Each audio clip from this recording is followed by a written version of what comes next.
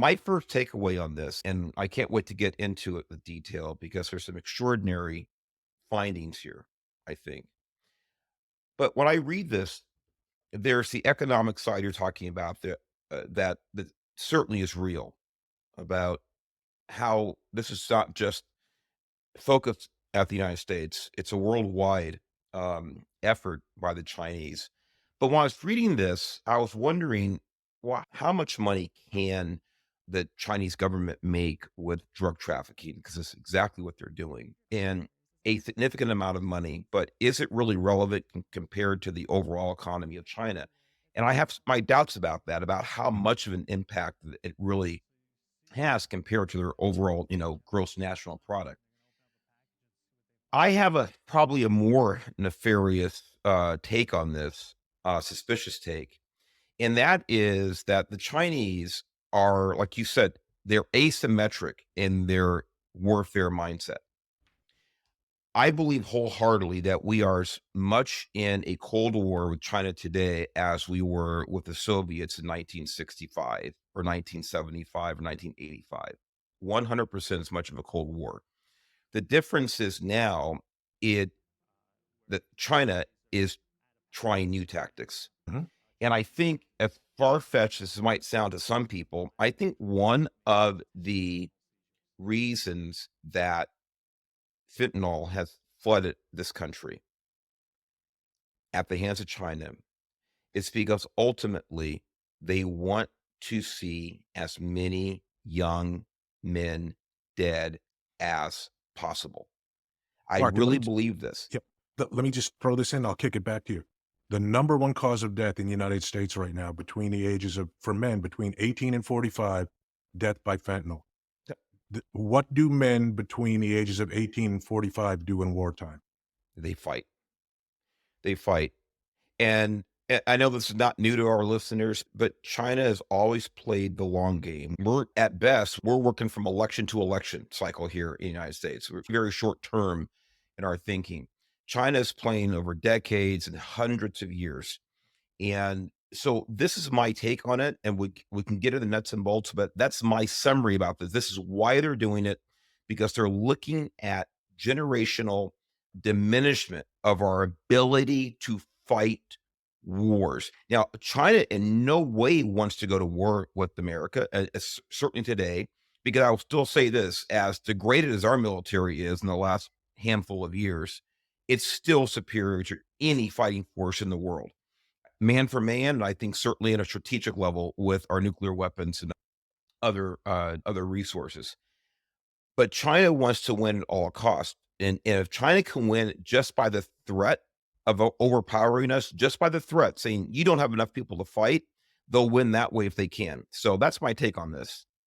Mark, that's so insightful. And when you talked about the long game, I couldn't agree with you more. What's the saying? Death by a thousand sticks. That's really Cuts. they're so patient, and they set a plan into effect that the shortest term plan they have is 10 years. The shortest term plan, and we're doing in this country we seem to be day to day, week to week, based on what's in the news, etc. Fentanyl now, Mark, in the U.S. killing 200 people a day. We recently, I think, saw a huge funding bill for Ukraine go through. I don't know, did that go through, Mark? It You know how did. many you know how many Ukrainians have died a day since that conflict started, or that war with Russia started? 40. So you're talking 5 times as many people in our country dying every single day. Number one cause of death, like we just spoke about, between the age of 18 and 45, and it's still not a priority for our government. 97% of the fentanyl and fentanyl precursors now come from China. And just so people are clear, most of the fentanyl that comes into the US now, it's actually synthesized or manufactured in Mexico. But Mhm. make no mistake about it, as I said, 97% of the chemicals to make that drug come from China and are shipped to Mexico, sometimes even transiting the United States because of some of the laws that we have that are ripe for exploitation. So, Mark, getting into the report, the first thing to talk about, I think, is the subsidies, incentives, and grants that the Mexican government offers companies in China that produce these drugs. And some of these facts will shock people. And again, this isn't my opinion, your opinion. This is, we're reading it from this report as if it's fact. Now, the report says this started in 2018. As I told you, I think that may be when, I mean, the plan was developed in 2016. I saw evidence of this starting to happen in 2016. Maybe it was all put together by 2018, and that's when it was running 100%. But really, in my opinion, it predates what the report says. So some of the chemicals in China. So first off, the government offers incentives to companies, tax breaks to companies that produce these precursor chemicals. Even if the chemicals are illegal in China.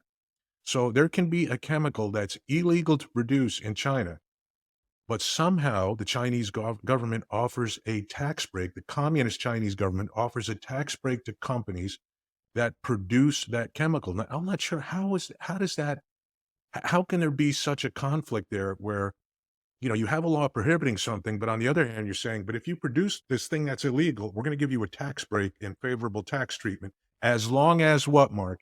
It's exported. Yeah. As long as you're exporting it out of the country. When you see that kind of state-sponsored stuff, I mean, is there a parallel to that with anything else that, you're more of a historian than me. Is there a parallel to anything else in history that you see where the government is actually offering almost, you could say, offering tax breaks to produce an illicit drug as long as it's going outside the country and affecting people from another country? Well, it's a great question as far as specific parallels, when you're talking about economic breaks, subsidies, things like this to engage in behavior that's otherwise illegal. I think we can find endless numbers of, philosophical parallels, operational parallels throughout history. But this is what happens, Bill, when we're talking about a totalitarian government. In other words, the rules only apply to the extent they serve the ruling class. That's all there is to it. Mhm, So, without having to go out and identify their parallels, this has happened throughout history. The rules apply to everybody else except for the ruling class, the dictator, that elite class. Now, we see things like this that are nowhere near as nefarious happening in this country right now, but they still are similar. And I wouldn't even go there right now, but we see a lot of that. And so, you know, this is an example of how insidious totalitarianism is, Bill. This is exactly what's happening. So they don't want to harm their own people. They want to harm as many people in opposing countries, people, adversaries as possible. One thing I want to say about this is that I don't think by any stretch of the imagination that the COVID crisis was a coincidence, and it certainly was a conjunction with this. I want to go back a little bit. I have these notes here I want to talk about as well. mhm, But for the longest time, we were told by China, we were told by the media here in this country, for whatever reason, that the COVID virus that came from a wet market, a wet lab, I'm sorry, whatever it was, and bats and all this crap. And any of us who had, a couple of brain cells to slap together, who weren't born yesterday, say, wait a minute, wait a minute, wait a minute, wait a minute. Do you really think that China itself is that lax, or, they have these few controls and things like this? They're going to allow this to happen. We all knew that it came from the Wuhan lab. We all knew it. And now we know for a fact that it did come from Wuhan lab. I don't think maybe they anticipated the outbreak to be as crazy as it was in China, but they certainly wanted to experiment on other people. This is my assessment. This is my mhm. belief. And this is not totally separate from the fentanyl crisis.